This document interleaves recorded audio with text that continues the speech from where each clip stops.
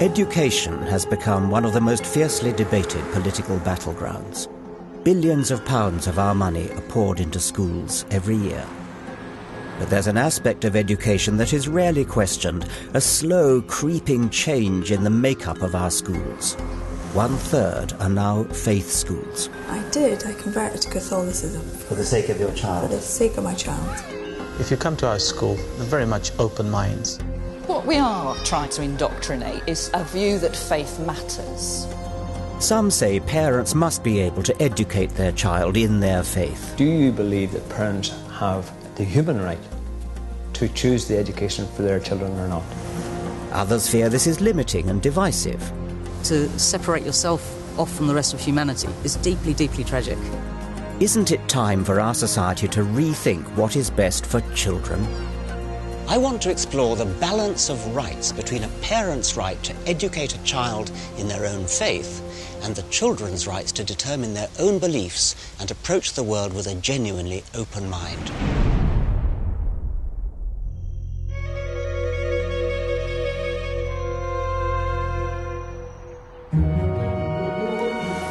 One in 3 state schools in our country is now a faith school, a school with formal links to a religion.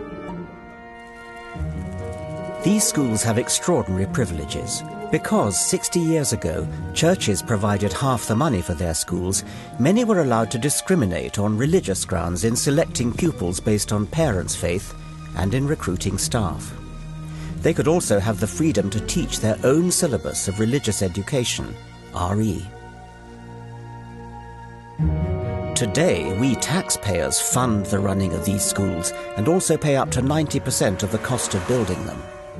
But the problem is the churches held on to their special powers in their schools. And then the government under Tony Blair made a decision that changed Britain forever. It oversaw the foundation of over 100 new faith schools, including Muslim, Hindu and Sikh schools, along with 42 academies sponsored by Christian organisations. A big man for a big job. Charles Clarke's waited a long time for this. This man was Education Secretary under Blair. Why did he open the floodgates? You could say, well, we're only going to keep it that you have Christian and a tiny proportion of other faith schools. I think that leads you into serious risk of discrimination in relation to saying it's okay to have a Christian faith school, but for the sake of argument, not a Muslim faith school, which I think is not acceptable, and therefore you've got to have the same rule for all. I understand Charles Clarke's desire not to discriminate against minority religions. I agree we need one rule for all. But I think the government turned the wrong way. It should have abolished the faith component altogether, not rolled out more faith schools. Now, you can make a logical argument. I completely understand it. In fact, I first was a co-author of a pamphlet about this in 1978, which says abolish all faith schools. But I think you've then got to look at how that relates to what the population as a whole feel about faith schools themselves. Well, you wouldn't have to abolish them, you would just stop supporting them with government money. Well, that's the same as abolishing them. I mean, anybody, yes. You can go. I mean, the net effect of this would be to close thousands of schools. Let the schools remain, but abolish the separation between Catholic, Protestant, etc. No, but you're saying take the money away from a school which has that character. Yes, and that means, but the school could stay. It's got the same building, same teachers. No, I understand, but you're taking away 90% of their revenue funding. Closing these schools, which I think is the effect of what you say, is something that wouldn't be accepted. But it's their decision to close it. I mean, they have the option. Okay, so I'm Secretary of State for Education, and 4,000 schools are closed by, their decision, not my decision. But as a result of what I have said, hypothetically, waving your big stick, which you've offered me, I don't think that the society would accept that.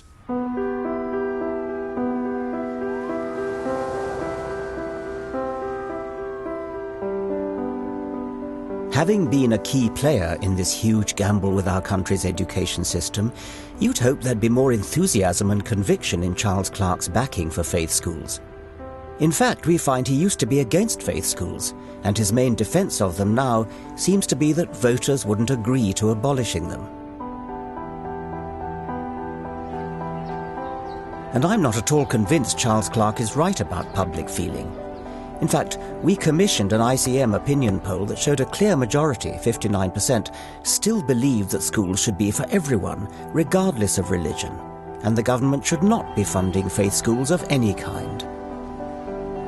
I believe the government must act and take the faith out of faith schools.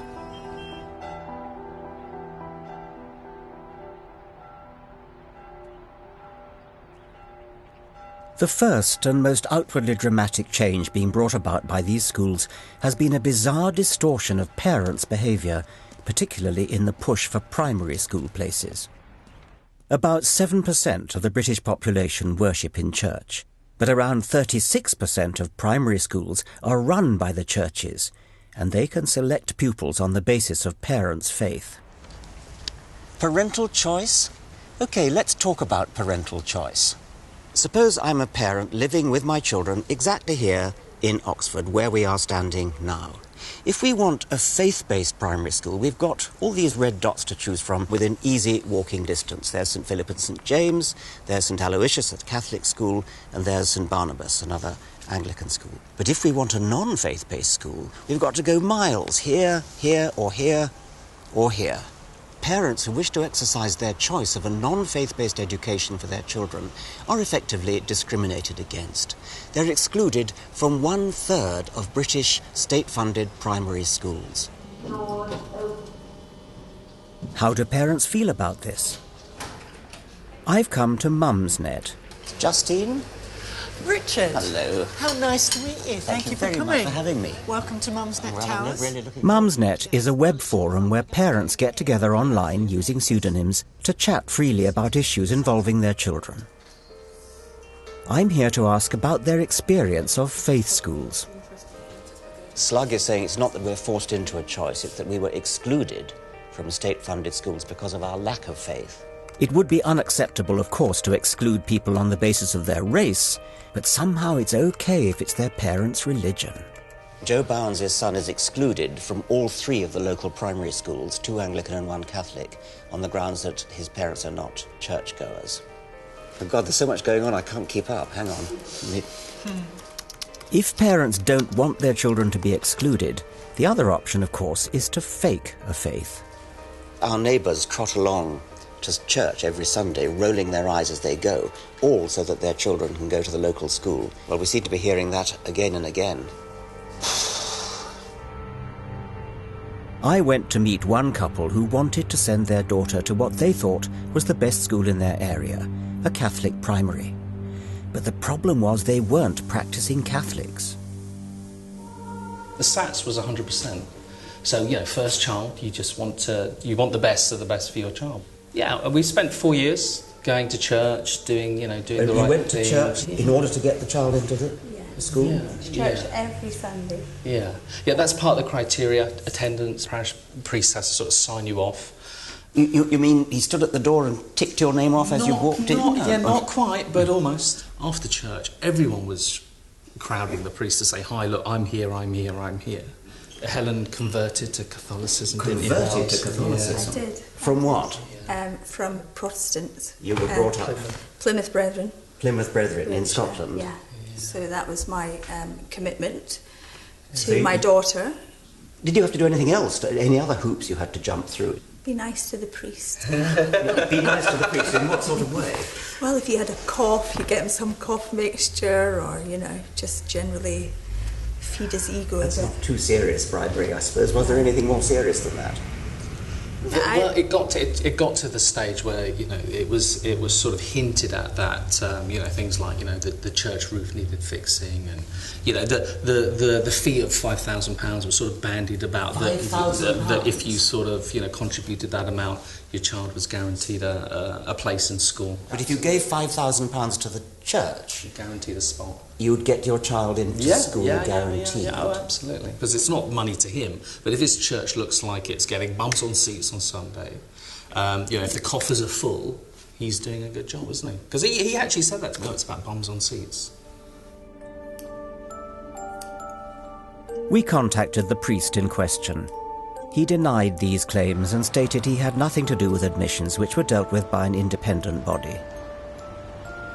Of other faiths, the Church of England told us that not every admission to their schools is based on parents' religion, and it hopes no parent feels compelled to worship to secure their child a place. The Board of Deputies of British Jews makes no apology that parents must demonstrate a commitment to the values and ethos of Judaism. But why are parents who hold no faith sending their children to faith schools? It seems to be about results. League tables show that of primaries last year with perfect SAT scores, 2/3 were church-run. So what's going on? Are faith schools better? Surely God isn't helping pupils in exams. Through a massive analysis of 500,000 primary school pupils, this man now has the authoritative answer. We can compare children who live in the same postcode, so you're comparing houses next to each other. And if you do this and compare children in these very similar circumstances, one going to a faith school, one not going to a faith school, you find actually the rate at which these children progress is very, very similar. There's not much of a performance advantage when measured on these terms. So the kind of upshot of that is that really all the performance advantage they observe for faith schools is to do with the motivation of the parents, it's to do with the background, their wealth. So the evidence suggests that the idea that improved results in faith schools are due to faith is a myth. It's about the social level of pupils and the pushiness of parents prepared to jump through hoops to get their children selected. Do we conclude from this then that parents are wasting their time struggling to get their children into a faith school? Well, this is what you're looking at the data that we've got, that's what the conclusion you would come to. It might seem that there's nothing deeply wrong with parents making a pact with beliefs they don't hold in order to get their children into faith schools. A little harmless hypocrisy, perhaps. But I worry that these parents may be unwittingly saddling their children with ways of thinking that are hard to shake off.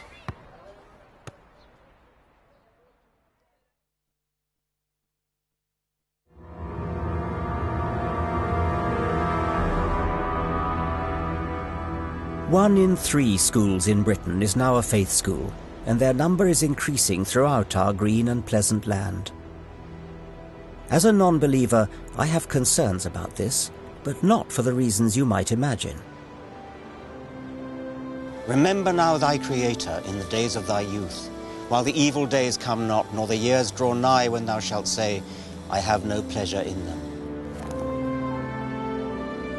Perhaps surprisingly, I'm in favour of religious literacy. As we glide over the English countryside, I really feel that in order to understand England, the village cricket matches, evensong, harvest festivals, the weddings and christenings, you need to have an appreciation of the cultural heritage of England, and that includes Christianity.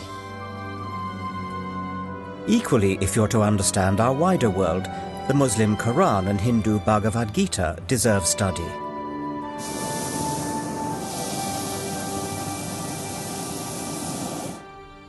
Stay me with flagons, comfort me with apples, for I am sick of love.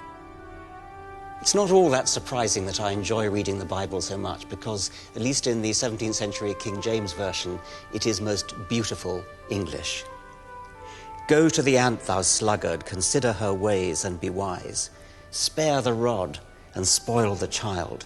Of making many books there is no end. These phrases and hundreds like them suffuse our literature and our language. You can't appreciate Shakespeare unless you are steeped in the Bible.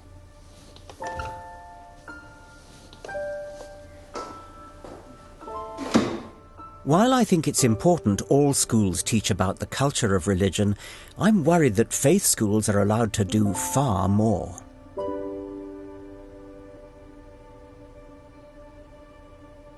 Even the mild old Church of England has openly set out its aim, through the Archbishop's Council, for its some 5,000 schools to nourish those of the faith, encourage those of other faiths, challenge those who have no faith. What does that mean for those on the sharp end, our children? I suppose what we are trying to indoctrinate into is a view that faith matters. What you would expect here is to find that the collective worship means something. But the main aim is to not just learn about major faiths, but to have something of an experience of faith. One of the things that's very difficult to do when you're older is to make a decision on something about which you know nothing and have experienced nothing. So it would be very easy for someone to say, oh, religion's all a load of rot, without actually ever having encountered what it's like lived. And so the Christian Foundation enables some of that to be part of these children's experience, not in a way that expects them to sign on the dotted line, but to say, this is what it is like. It's part of your learning and your education to see how it works.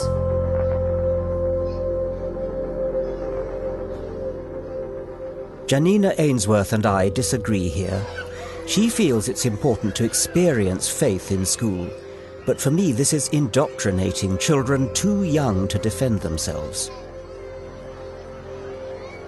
I worry that religions like getting to children young precisely because that's when they're at their most impressionable. I'm going to show you what it's going to make next. It's going to be a box. Are you ready for the box? Okay, there. There's a box. You see its lids there? I can make a hat out of it. What, like that? No. Put it on me! Thank you.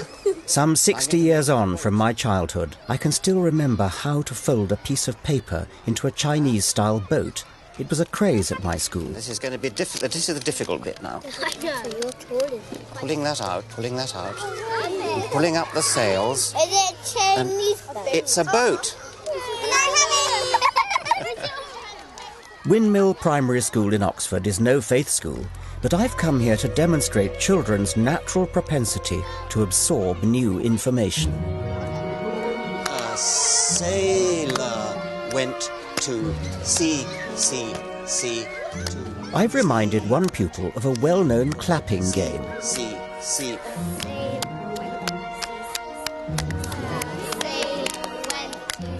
Within minutes, others pick up the game, pass it on to friends, make connections and adapt it with variations.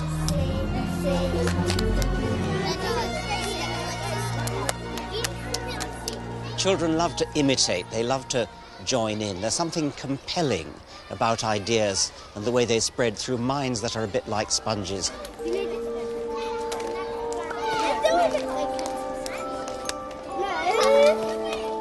What children absorb at a young age can last a lifetime.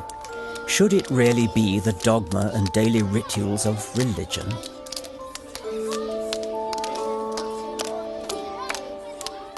And faith schools do much more, of course, than hymns and prayers.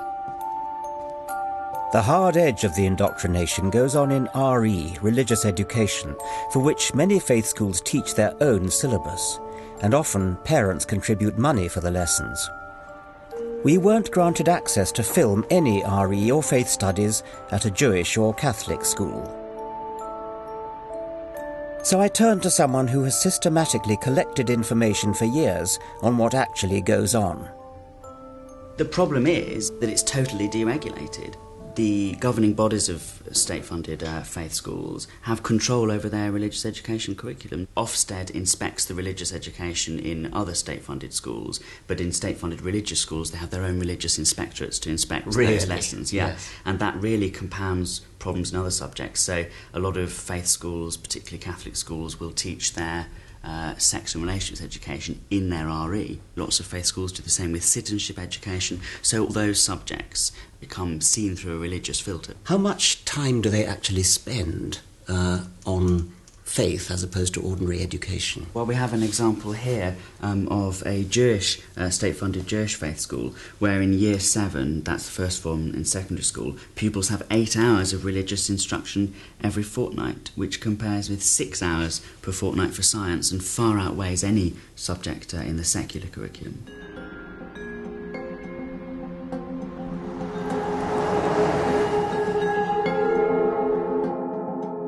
One faith was brave enough to open its doors to filming.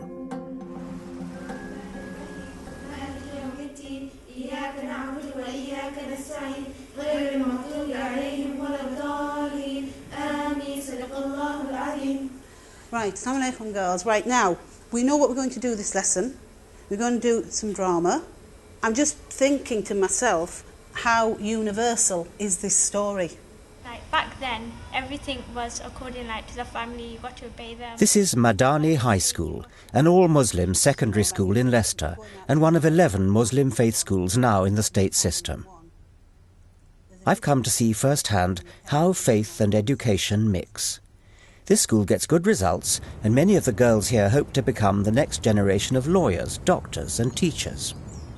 Faith schools are sometimes accused of closing children's minds down by teaching them this is the one true faith, and you get your truth from Holy Scripture rather than from opening your mind to the world. Well, there's slightly a misunderstanding from those who think that way. If you come to our school and if you look at our lessons, they're very much open minds, thinking critically, understanding the world in a very critical fashion. Like all state schools, they teach national curriculum science here. But like many faith schools, they supplement this with religious lessons that they control and which are not subject to Ofsted inspection. In our school, when our teachers tell us stuff like teacher stuff, it's like whether it's up to us whether we believe it or not. The teachers do not disrespect our decision. Everybody has a right to their own decision at the end of the day. Yes. Suppose we take a fact like, are we and chimpanzees cousins? I mean, do you believe that we're cousins of chimpanzees? Or monkeys? No, I wouldn't think so. What do your perhaps we have a science teacher, have we? What do you teach about that? Well, yeah, we learn about in the curriculum because that's what we follow. We teach them the theory of evolution, but then I do tell them we in Islam our opinion about it, and the girls also have their own opinion and ask questions. So, Miss, do we really come from chimpanzees? But they all have their own opinions for that, and then come to their own decision, which every single one of them realise that actually we didn't, because we believe differently. Every single one of them comes to the conclusion that we did not evolve. Yeah. Everybody in your science class, everybody in the school comes to that conclusion. Well, in my class, yes, they did. How many is that? I mean... well, I teach 60 year 10 students, so right. 60 of them. And all 60 of them end up rejecting evolution? Yes, because obviously they have their beliefs, which is Islam. Yeah, about evolution. Evolution is that human evolved from apes and stuff.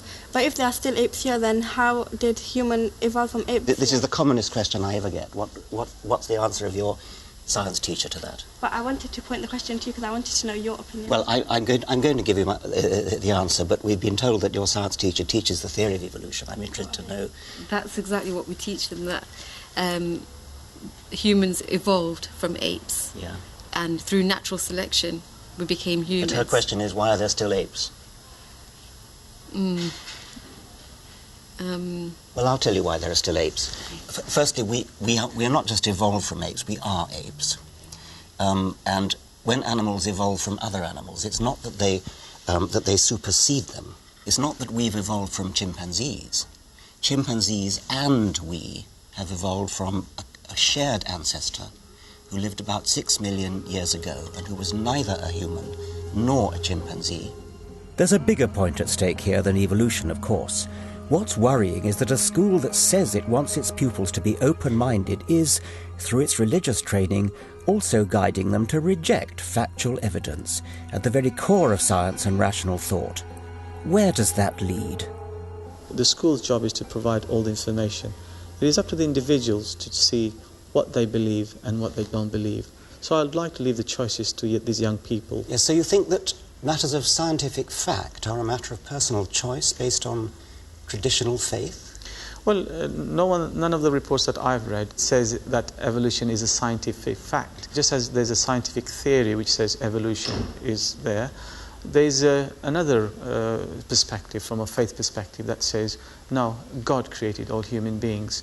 But I hope you'll see that from our young people, evolution is only one small thing in their lives, and probably an insignificant thing in their lives. It's not a small thing in the life of a science teacher. She will teach children things which are contrary to the entire scientific community. Now, that's not a small thing. That's actually quite a large thing. If science says one thing and the Quran says the other, who do you go with? Well, I'd like to believe that because science, scientific knowledge and Quran are essentially from the same creator, there won't be a conflict. The conflict will probably arise in our understanding of those facts. Well, that sounds reasonable to me. My advice, if you pardon me for offering advice, it would be, you are never going to win the fight against evolution. It is a fact. What you should do is to look at the Quran and reconcile it with evolution, which is what the Christians have done. In RE, we learned about science and the Quran. By the end of the day, we all came to one conclusion, that the Quran is evidence of science. So what science has proved to be just recently is already proved in the Quran 1400 years ago when it was written. But that doesn't include evolution, apparently. No, it doesn't. So what does it include? It includes stuff like the shape of the earth, about the mountains, how they secure the earth. And how in the sea, the two waters, they don't mix, the salty water and the drinking water, so it's pure for us to drink. They don't mix, but they pass through each other. Salty water and fresh water don't mix in the sea? No, it's like it's a natural barrier. I was shocked that RE elbows out science like this. So you think the Quran is a good source of scientific information? Yeah. Right. Yeah. Yeah. Right, and you're the one who wants to be a doctor, is that right? Yes.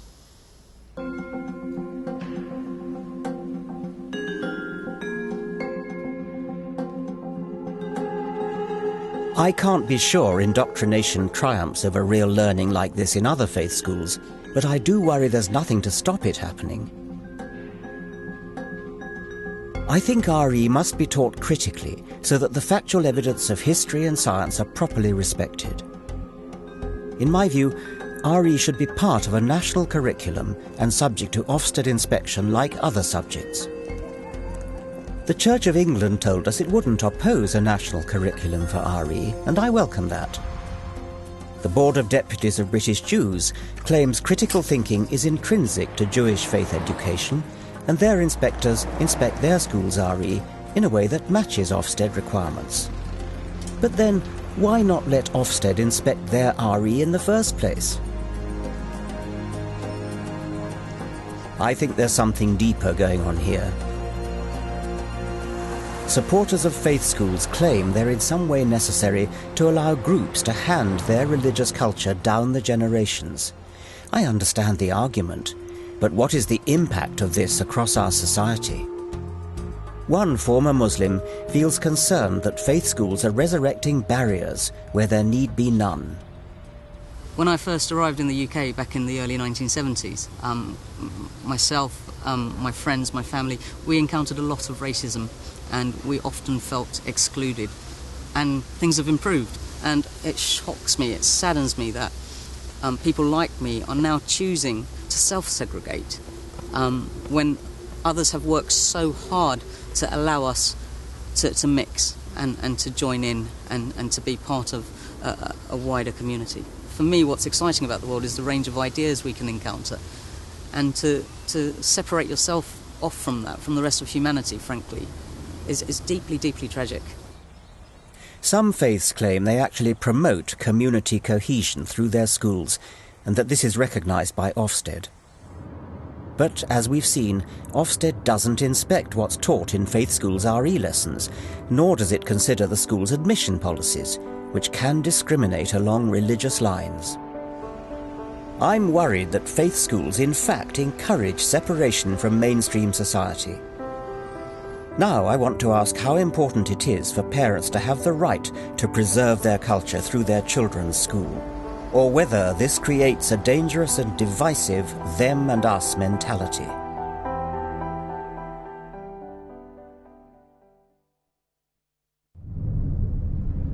Faith schools are on the march in this country. One of the key claims of their supporters is that they create a confident sense of identity amongst pupils. But that very sense of identity tends to set them apart from others schooled to believe in a different God or a different theology. In not mixing at school, surely there's a danger that these children will grow up as strangers.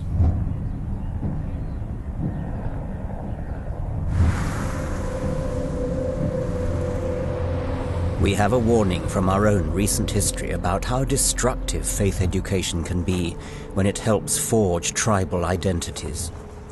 The human psyche has two great sicknesses. One is the urge to carry vendetta across generations, and the other is the tendency to fasten group labels onto people instead of seeing them as individuals.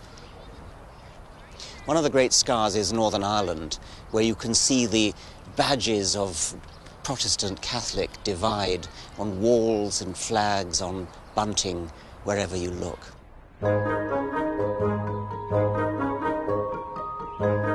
Nowadays, some of this may be put on for the benefit of gawping tourists.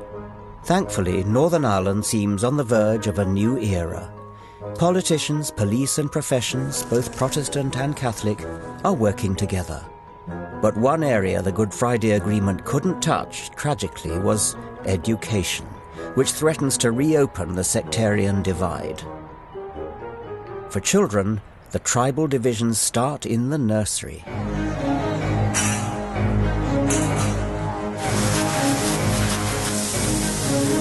In July 2010, it was reported to be children as young as 9 who led the riots, throwing stones and shouting abuse at the other side.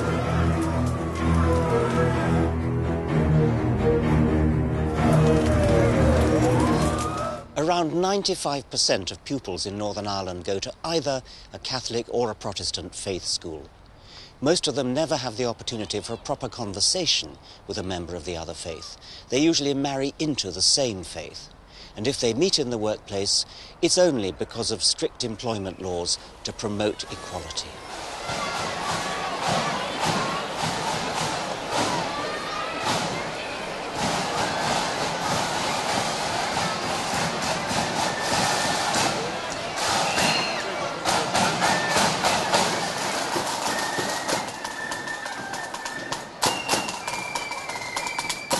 Surely here, of all places, they can't see segregated faith schools as a good thing. Surely they should welcome mixing up Protestant and Catholic school populations. At present, the overwhelming majority of Catholics go to so-called Catholic-maintained schools, Protestants to controlled state schools. I want to meet both sides.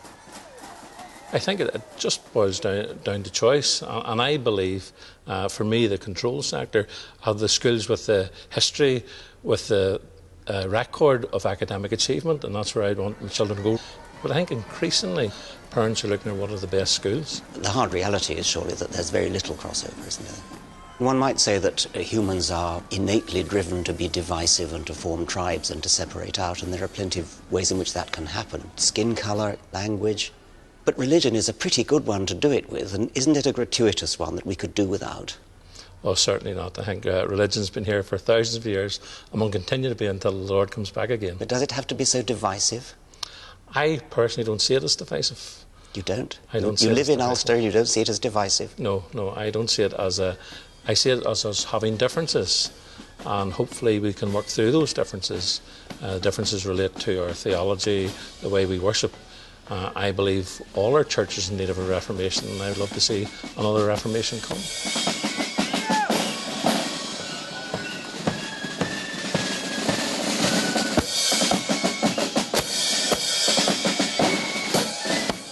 Perhaps at the deepest level of my concern about faith schools is the assumption I'm encountering that children are somehow the property of their parents and their parents' religion.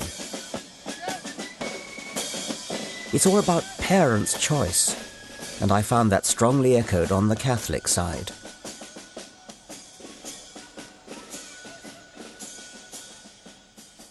Our Catholic schools, our Catholic ethos adds value, gives a sense of belonging, a sense of community. That's what parents want for their children. A child to a parent is a very blessed thing. And the vast majority, almost all parents, will do what they think is right for their child. Is that not a legitimate human right? Oh, it's certainly legitimate. Well, but you don't agree with that. Well, I have all sorts of issues with faith schools. But you clearly don't agree with that. Let you state that.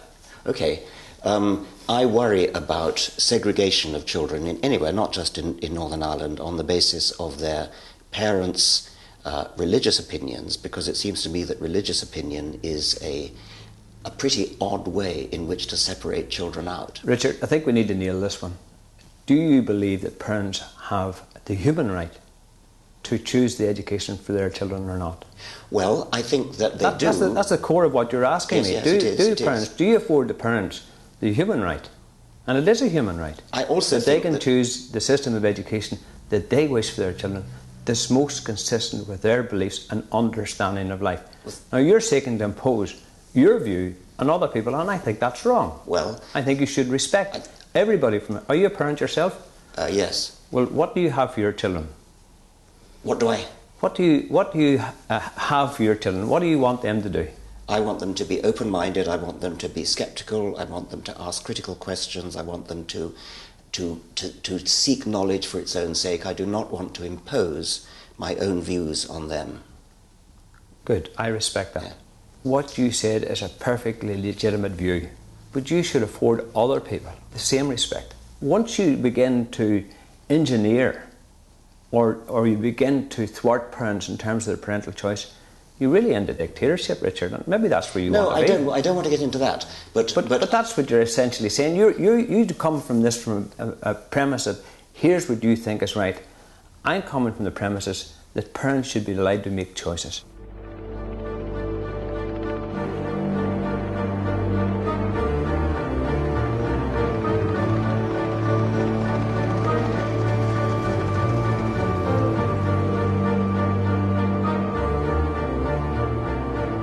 I do believe in taking the faith out of faith schools, and yes, that would impinge on both the Reverend Gibson and Mr. Flanagan's rights as parents to choose their children's education.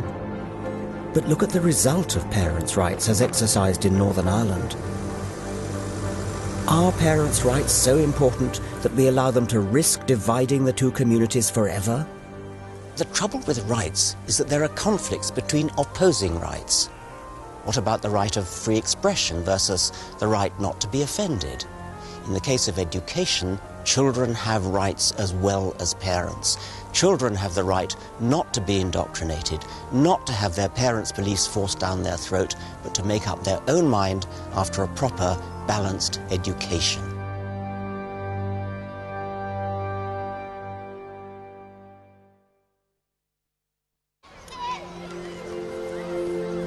There goes a right-wing Tory child. I see there's a socialist child over there. Group of Lib Dem children over there. What have we got here? A group of logical positivist children. Existentialist child there. It's absurd, isn't it? We wouldn't dream of labelling children like that. And yet when it comes to religion, our whole society is quite happy to talk about a Catholic child, a Protestant child, a Muslim child. Why the double standard?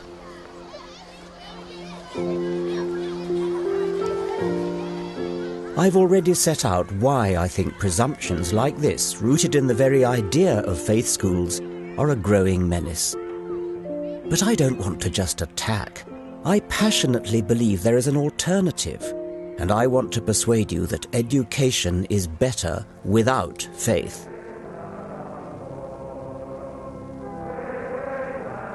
I feel strongly about this because when I was a boy, I thought very traditionally and believed in God.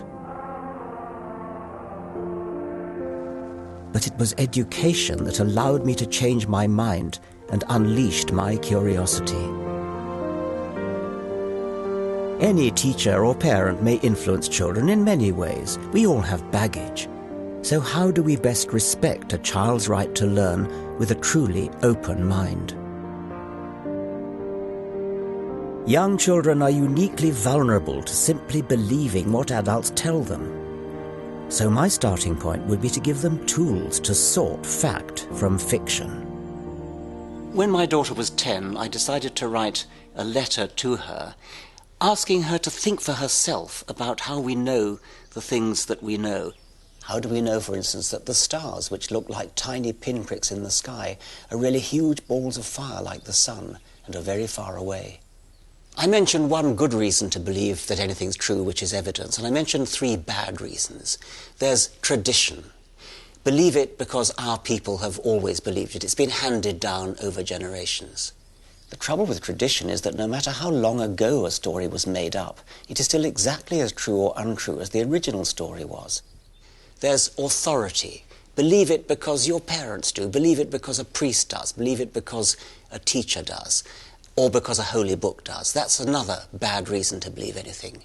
And finally, revelation.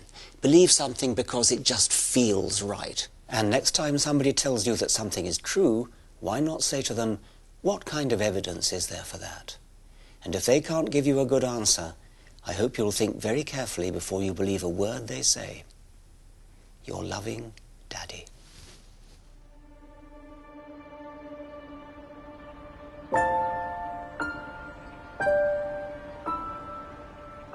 I'm fascinated by the way children start piecing together how the world works.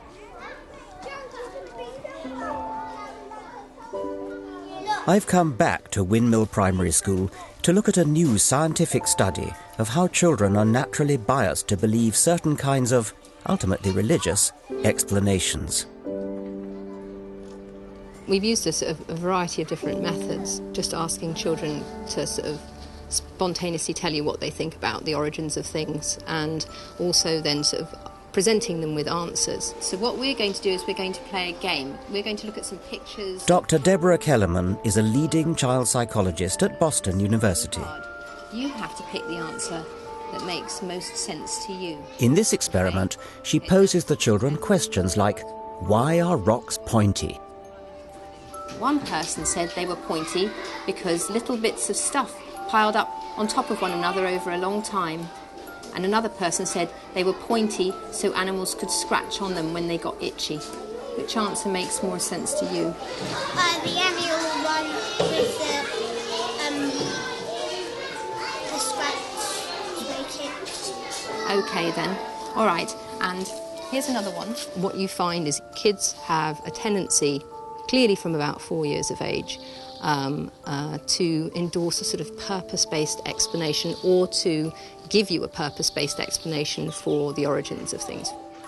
Another question she asks the children is, why are lakes still? One person thought they were still and didn't have waves, so animals could cool off in them without being washed away. And another person thought they were still and didn't have waves because no moving water ever ran into them. Which answer makes more sense to you? Animals could be cool without being washed away. So that animals could be cool without being washed away? Animals could wash in them without getting washed away. Okay, brilliant. Because no moving water. Okay, excellent.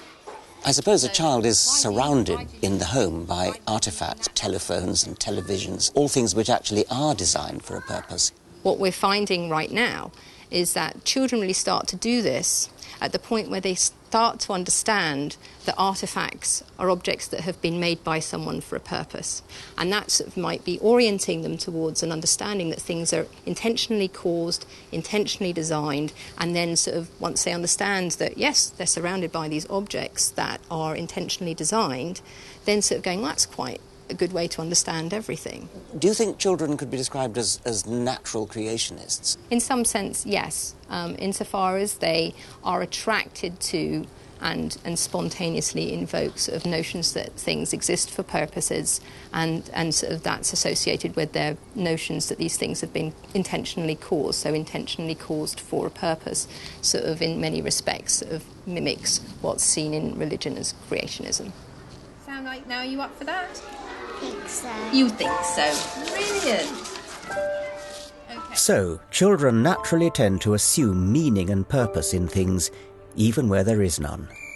This, of course, gives religions, with their own presumptuous but unfounded sense of purpose and meaning, a peculiar advantage. That's why it's all the more important that religion is put in its proper place, as it is in normal schools like Windmill, and not allowed to get in the way of children's questioning minds.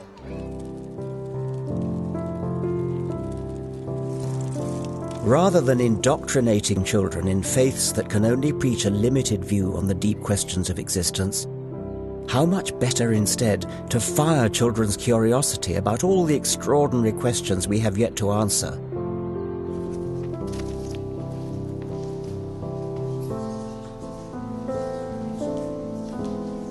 At Windmill School, I'm going to take an alternative assembly. I'm hoping I can share with these children something of what I wrote to my own daughter. and get them to ask me questions. When I was your age, I pretty much thought that anything that a grown-up said must be true. But that can't be right, can it? Because different grown-ups say different things and they don't always agree. How do we know what's true? You've probably all heard about a great big meat-eating dinosaur called... Do you know what that's called?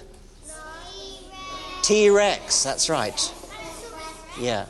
Tyrannosaurus Rex. Now, if I tell you that T-Rex was about as long as a double-decker bus and was taller than an elephant, it'd be very sensible of you to ask me how I know these amazing things. So evidence is a good reason for believing. Our greatest responsibility in education is to unleash children's curiosity and never limit their questions. You and I are really very lucky. We're lucky because we live in a country with a long history of thinking for ourselves and asking questions. We're lucky because we live in the most extraordinary world. It's a real world of real evidence. And I hope that you'll enjoy finding out much more about its wonders.